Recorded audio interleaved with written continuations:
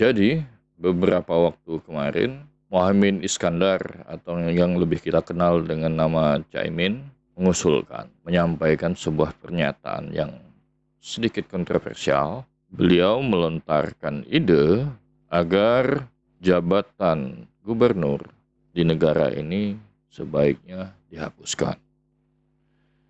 Walau kemudian sejalan dengan kontroversi tersebut, pernyataan itu direvisi dengan menyatakan bukan ditiadakan, tapi lebih tepatnya tidak ditunjuk secara langsung melalui mekanisme pilkada, tapi langsung ditunjuk dan ditetapkan oleh presiden. Pernyataan beliau ini sempat, seperti yang saya sampaikan tadi, menjadi kontroversi, mendapat respon yang selain dari PKB itu menyampaikan ketidaksetujuannya. Ada yang menyampaikan bahwa Muhaimin Iskandar sepatutnya membaca terlebih dahulu konstitusi, seolah-olah beliau tidak mengetahui masalah ini, kemudian melakukan amandemen. Kan bicara berkoar-koar di media massa di mana-mana. Ada salah satu pakar yang ngomong seperti itu. Nah, seorang Caimin saja yang sudah merupakan politisi senior yang berkecimpung di pusat sana, masih harus disuruh membaca lagi konstitusi. Apalagi kita, gak ada apa-apanya, kita tahu apa. Atau mungkin Caimin sebenarnya hanya sekedar mengeluarkan undang-undang, melontarkan sebuah gagasan, perkara kemudian ini diproses oleh para legislator negara kita, berbarengan tentu saja dengan elemen-elemen pemerintahan di negara ini. Itu satu hal yang berbeda, bahwa Caimin hanya sekedar ingin menyampaikan sebuah ide liar yang saya yakin sekaliber beliau tidak akan mungkin sekedar sembarang ngomong. Ada dasar-dasarnya tentu saja. Sebagaimana yang saya sampaikan di awal, bahwa gubernur sama sebagaimana presiden, anggota dewan, juga wali kota, bupati, itu ditunjuk secara langsung oleh rakyat. Dan kita tahu berapa besar ongkos penunjukan langsung oleh rakyat itu selama ini. Itu sepertinya poin pertama yang ingin coba disampaikan oleh Caimin, masalah ongkos atau beban negara. Selanjutnya kemudian disampaikan di kesempatan lainnya, peran dari seorang gubernur ini pun tidak lagi efektif. Ya, walaupun jujur sebenarnya pemerintahan kita yang merupakan warisan dari negara Belanda ini banyak emang yang tidak efektifnya, tidak hanya gubernur.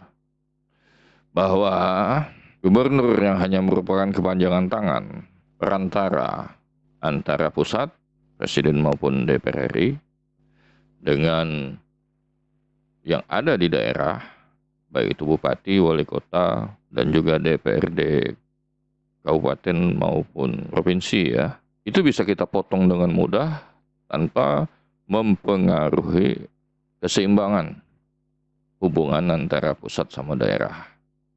Dan dikaitkan dengan biaya politik tadi, jelas dengan kondisi negara yang serba sulit dan makin dekat dengan resesi ini, sistem yang lebih efisien akan lebih baik buat keberlangsungan negara kita jangka panjang. Jadi itu biaya ongkos, lalu kemudian tidak efektifnya peran gubernur.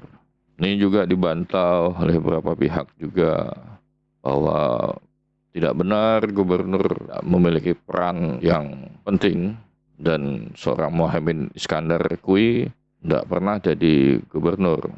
Makanya dia nggak tahu. Ujar salah seseorang mantan wakil gubernur, mantan gubernur di daerah Jawa Tengah sana. Jadi Presiden Joko Widodo sendiri pun ya meresponnya dengan baik, dengan menyampaikan bahwa hal tersebut lumrah, hal tersebut perlu dikaji kalau sekiranya perlu. Tidak perlu kita kalikan nol, ya tolak mentah-mentah begitu saja. Yalah, kalau ada kajian masalah ini anggota Dewan DPRD legislatur kita di pusat sana akan semangat untuk membuat anggaran besar untuk kajian ini. Caimin benar, bupati, anggota dewan yang ada di daerah bisa dengan mudah berhubungan langsung sebenarnya dengan pusat. Bahkan dulu kalau ingat di awal-awal reformasi, yang paling berkuasa di negara ini adalah para bupati yang menjadi raja-raja kecil ketika wewenang dibalik dari sebelumnya 75% pusat, 25% daerah menjadi 75% daerah, 25% pusat. Waktu itu seingat saya gubernur hampir mati kutu, benar-benar nyaris nggak ada fungsinya selain simbol. Ada keiri dengkian waktu itu posisinya. Bahkan presiden pun, terutama di era SBY, itu dicuekin. Itu yang membuat Pak SBY waktu itu kesal dan sempat curhat di mana-mana. Para bupati terlalu berkuasa, kita nggak dianggap. Seingat saya ngomong kayak gitu, enggak juga sih. Beliau juga sempat kemudian tuh ingin mengademen undang-undang atau sekedar membuat peraturan ya, tidak tahu tepatnya, mengubah yang sebelumnya kemarin itu bupati, gubernur itu dipilih melalui pilkada. Menurut dia, lewat upaya pengubahan peraturan perundang-undangan itu, bupati, wali kota, gubernur cukup ditunjuk oleh presiden saja, cukup ditunjuk oleh saya saja, karena saya yang berkuasa.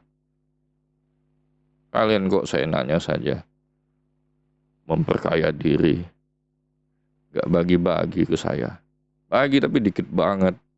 Itu peran gubernur waktu itu seingat saya emang antara ada dan tiada. Bahkan sampai saat ini pun ya kita lihatlah kalau di daerah saya, Kabupaten Ketapang, Kalimantan Barat, gubernur kami Pak Sutarmiji, Bang Miji, mohon maaf Pak ya, itu saya atau banyak orang lainnya saya yakin menyebut beliau sebagai gubernur Pontianak. Nyaris tidak nampak sedikit pun peran beliau di daerah saya ini. Saya tidak tahu lah di daerah-daerah kabupaten yang lain. Tapi di sini nyaris tidak nampak selama 3-4 tahun beliau menjabat, tidak terdengar bahwa oh ini dibangun oleh pihak provinsi. Ya alasannya waktu itu karena masa pandemi, sehingga pembangunan menjadi terhambat. Ya terserahlah. Intinya banyak jalan provinsi yang masih rusak berat, banyak, serta infrastruktur lain yang masih ya gitu-gitu aja. Apa peran Pak Gubernur sampai saat ini? Saya juga bingung. Sekali lagi mohon maaf ya Pak Miji ya. Ya Anda tidak mungkin nonton podcast saya yang tidak berarti ini. Mohon maaf pendukungnya.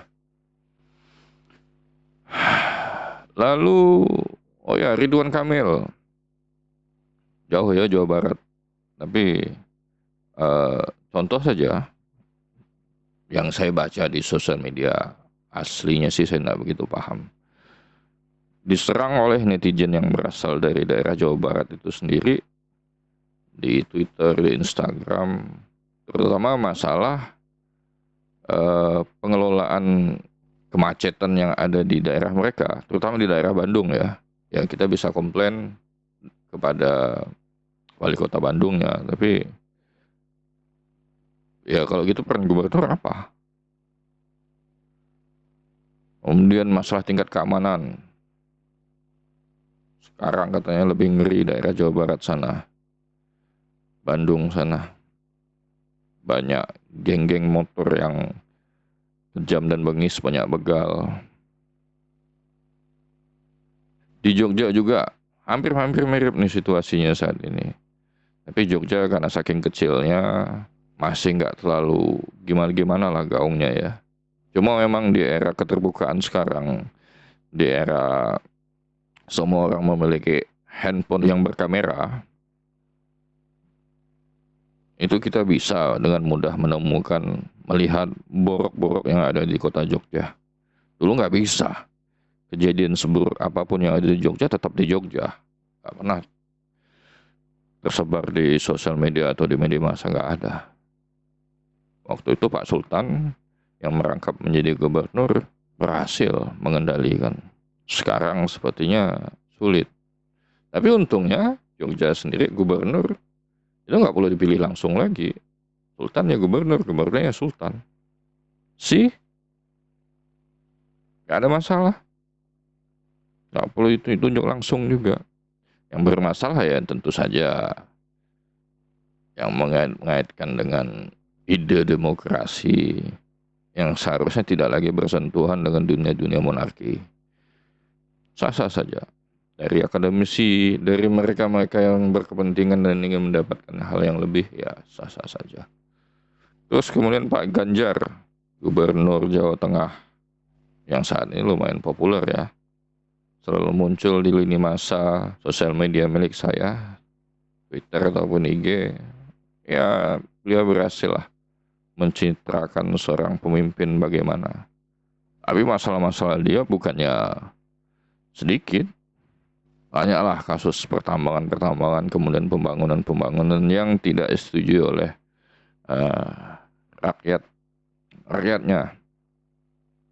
Nah itu benar-benar mayoritas apa enggak, saya tidak tahu. Saya bukan orang sana. Tapi kalau bicara Kalbar, daerah saya berani ngomong. Jadi ya itu, Caimin tidak 100% salah. Dan juga tidak penting untuk menjadi benar. Karena negara ini seperti yang saya sampaikan di awal, memang sudah jauh tata kelolanya itu dari kata efektif dan efisien.